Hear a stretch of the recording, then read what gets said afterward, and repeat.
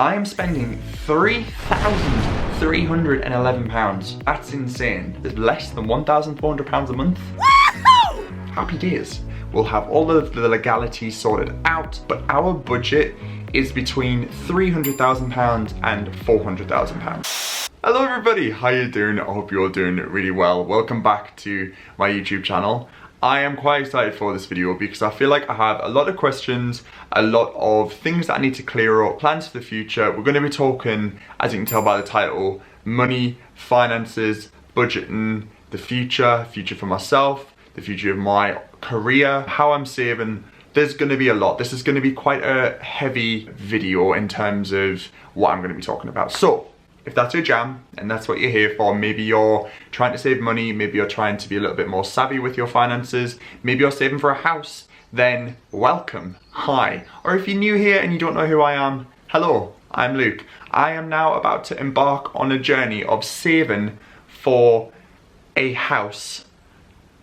Oh my god, when I say it out loud, it feels a hell of a lot more real, a hell of a lot more scary, but it's okay. We're fine, we're gonna be okay. So, if you haven't already, it would mean the world if you could click the subscribe button down below. This is gonna be the start of my financial series, saving, all that good stuff. This is something I haven't really discussed a lot on my channel before. However, I did put a video live, and if you haven't seen that, I'll link it on the screen up in the top corner and down below, which is when myself and Zara announced that we are joining up together and buying a house, and we're giving ourselves an 18-month target. So currently the flat that we live in, this space, is a flat that we rent in London, and it's great, we love it, we absolutely love where we live, and we are so lucky with the money that we do pay in terms of the space that we actually have. It's brilliant. However, it's expensive. Renting in London is, it's spenny, it's a lot. And we just want to be more financially stable and more financially better off. So we're gonna buy a house together. And just to clear up a couple of questions, in fact, there was one predominant question that prevailed throughout that video was, are you and Zara together? How come you're buying a house together? It doesn't really make sense to a lot of people. And we're just gonna clear that up. No, we are not together, we are not in a relationship, but we do live together with each other, and it's 2020, people can, I know it seems a bit weird, a guy and a girl living together, but they're not together, but we are putting our money together, our savings together, and making a financial investment together. So we will be getting contracts written up, we'll have all of the legalities sorted out, so if for whatever reason our circumstances did change, if we meet someone else, we meet someone new, we get into a relationship, whatever that is, we will have everything covered. So I just wanted to say that now. So, what are you going to get from this video? We're going to be talking about a lot of things. We're going to be talking about saving. We're going to be talking about me embarking on a low buy year / 18 months. So, to give you some context, I've lived in London for 4 years, so has Zara, and we've lived together for now 2 years. And we're saving. We're saving as much as we physically can. However, after we filmed that video, we sat down and thought, what can I do, what can we both do to actively save more money? Now, we're not just talking about popping £50 here or there into a piggy bank, we're talking real financial savings. So, I have spent, I'm not gonna lie, a good solid 2 weeks. I mean, it's constantly on my brain. I'm quite numerical focused. I like targets, I like numbers, it's just how I work. But I've spent a lot of time researching on YouTube and on the internet and reading, and I've got together some form of plan about how much money I want to save, how much time I have, and some savings goals. That's what we're going to be talking about in this video. I have notes. Me and Zara have just sat and done some big figures. We know where we're at. We're good. Before I do start as well, I just want to give a massive shout out to things that I've found really useful, and I will put a whole comprehensive list down below. Creators that I absolutely love online. Lara Joanna Jarvis is incredible. She is such a good YouTuber. I'll leave her channel link down below. She's brilliant, all about financing, saving money, how to spend, how to save, saving for a house. She's brilliant. Patricia Bright, oh my god, that woman is a girl boss. She's brilliant. She owns her own business, has her own company, has her own housing portfolio. Oh, they are winning at life. So I'll leave those two channels that I found so useful down below. Also, Martin Lewis, if you're based in the UK, he is known as the money saving expert. I kind of aspire to be him. He just knows his stuff about everything. Again, I will leave him linked down below. So let's get into the video. That was a very long 5-minute ramble. So effectively, what myself and Zara did when we realized that we wanted to buy a house, we sat down and thought, right, where do we move and what areas do we look at and what do we get for our money? So we live in a 2-bed flat currently. We want a 3-bed house / flat. We're not particularly that enamored on the idea of having one or the other. It's kind of just, ideally 3 beds would be a dream. 2 bedrooms is fine, 3 bedrooms would be the dream. Because I work from home and I have my office in my bedroom, it's quite tricky. So ideally for a 3rd bedroom would be perfect, so we can house guests when they come and stay, our family, and also I can have a space to work from. So 3 bedrooms. Location, we don't know. We kind of have some in mind, and I'm not going to say it in this video just because we still want to like process it and don't want to declare it just yet. And we will obviously stay close at the time where we're thinking about moving, but we have said within the commutable distance of London, ideally under an hour and a half away from central London. So that's our hope. In terms of price, I am going to be perfectly honest. This is completely circumstantial of where you move in the UK, but our budget is between £300,000 and £400,000. So our max budget for our first time buyer, which I know, I'm 22 years old and I know £400,000 is a astronomically large amount of money. Fully aware of that. However, for what we're looking at and the areas that we have looked at, we know that that's like the price range that we kind of want to be in. For first time buyers, we know that's big, but set your goals big and we might have to readjust that. And I'm not by any means trying to say, look, that's what we're looking at, but that's like our price range. I want to be transparent in this video. I'm not going to be ashamed of saying things. I know money's kind of like a hard topic to talk about, but this is a video about money. So that's my budget. That's what we're working with. We are first time buyers. So next point, deposit. Myself and Zara sat down and we did some maths. Again, I'm not great at maths, but I'm good in terms of what I need to know. So usually when you buy a house, deposits vary from 5% up until however much you would like them to be. That's my general understanding. But the average housing deposit in the UK ranges from 10 to 15%. That's usually the ballpark figure. And the average deposit for a house is around £30,000 to £33,000.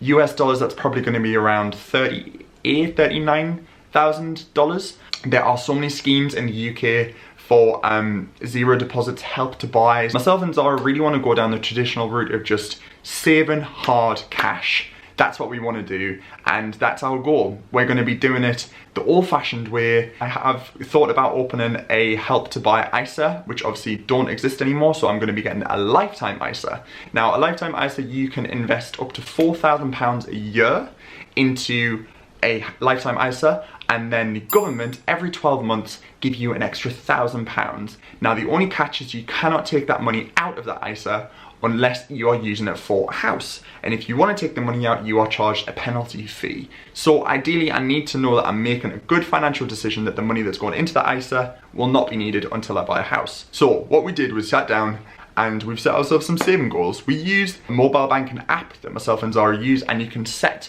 a savings account up with savings goals. So that means that we are actively putting money away every single month. Myself and Zara are on different wages. I'm not going to disclose how much we earn because for me that is quite personal, and maybe we'll discuss it one day, but for now we are actively putting away what we can, or so we think. I will come onto that in a bit. So effectively, myself and Zara, for, I'm going to say a 10% deposit, we're going to say we do a ballpark figure of our first property is £300,000.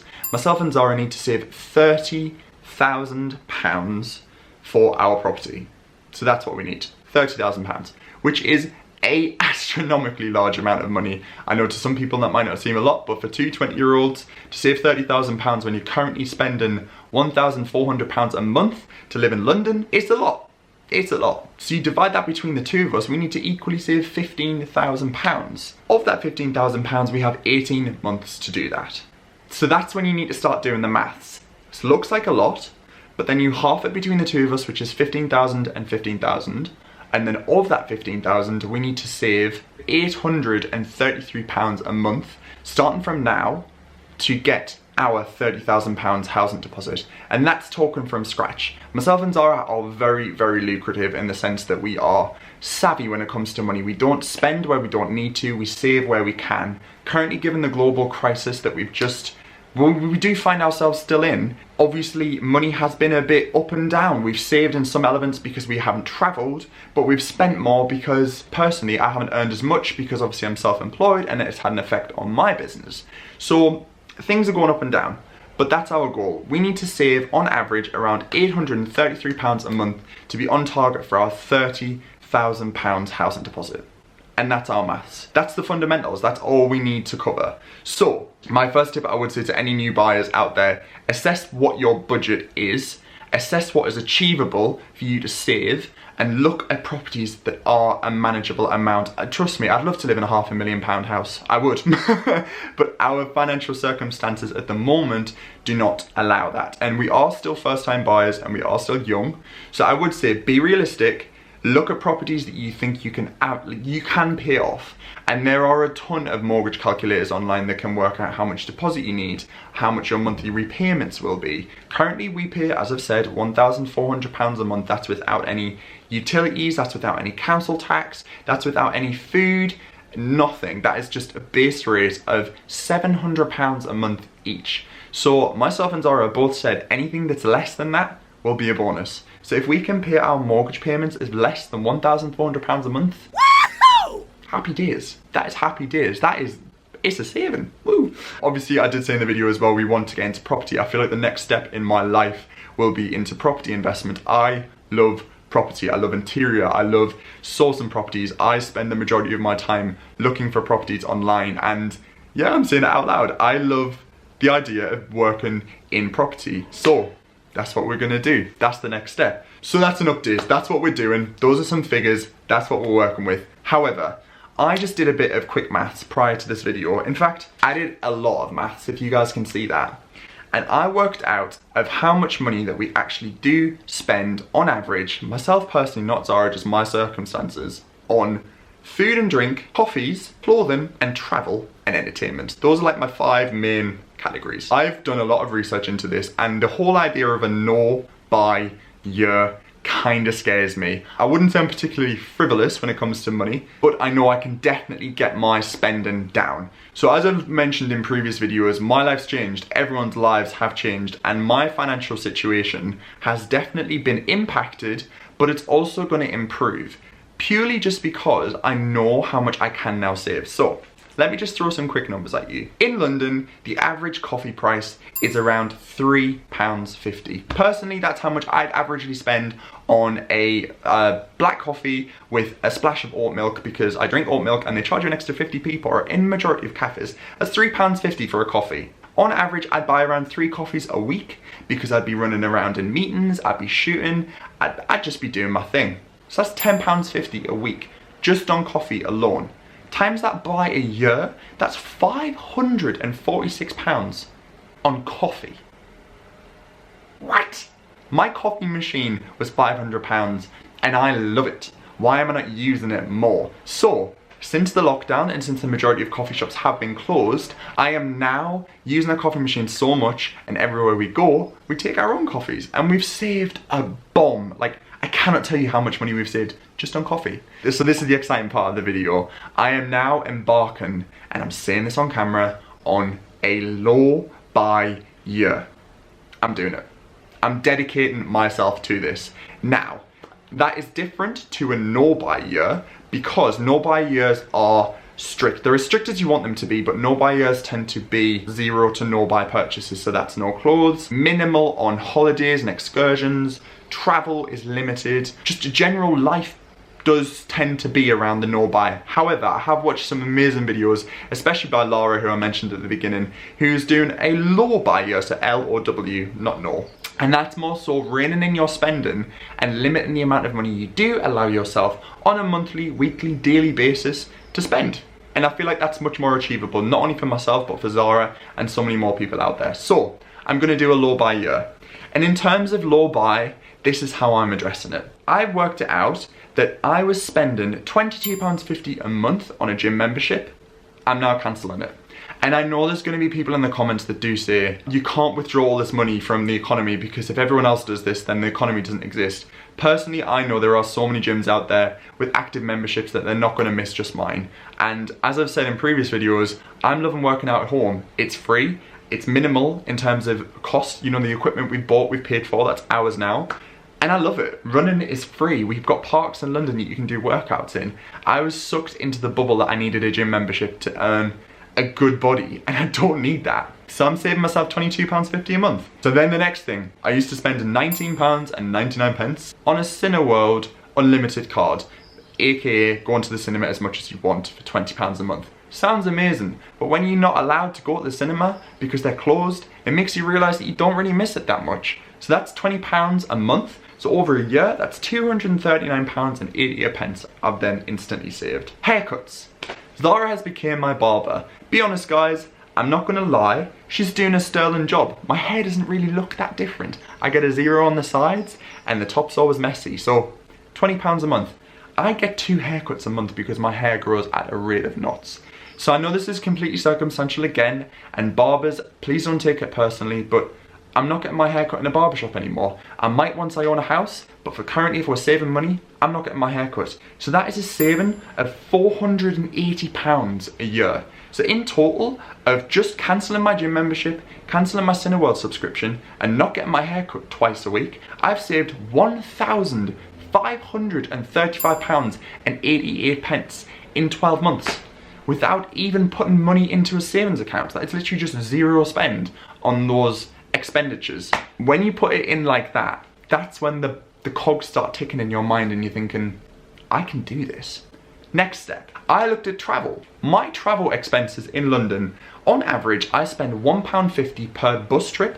Where we live in London, our rent is slightly cheaper because we aren't slap bang on a tube stop. So we do have to get a bus if we want to get the underground, or we do have an overground that's only about a 5-minute walk. So if you want to get the tube, which is quicker, I need to get a bus there and back to the station, which is £3, £1.50 each way. And then the average tube fare in London is around £3 depending on your zones. So that's £6 there and back. So that's £9 a day I spend on travel. Now TfL do refund you some of your travel, and obviously I do use that for work commitments, so I can business expense that. Whole separate video. So on average, if I travelled into central London 3 times a week, I was spending £27 just on travel. So across a month, that's £108, and then times that by a year, that's £1,296 just on travel, and that's only 1 trip in and out of London. How does that make sense? The next topic we're going to come into, and it pains my heart, it's food and it's eating out. I love food. I'm going to hold my hands up. I'm a foodie. I absolutely love food. I love trying new restaurants. I love eating out.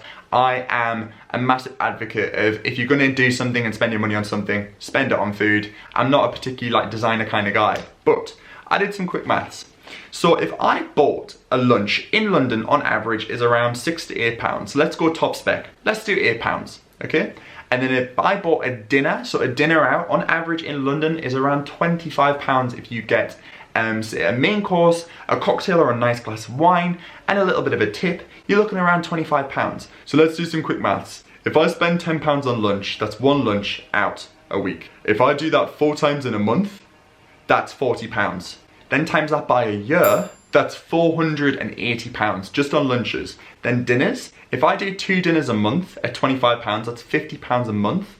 Then times that by a year is £600. So in total, that is £1,080 just on food out. And that's only 1 lunch a week. Sometimes I'll be grabbing 2 to 3 lunches a week because I'll be running around Central. Eating at home has made me realise I'm spending way too much money on food. So if you've been following me along and you've stuck with me, I know this is a lot of numbers flying around. If you add up how much I spend on my general expenses, so coffees, haircuts, gym memberships, plus my travel expenses and food, 1 year, I am spending £3,311. That's insane. That is so much money. That's nothing. That's not even me purchasing a t-shirt to go on my back or a piece of furniture for my house. That's so much money. It's crazy.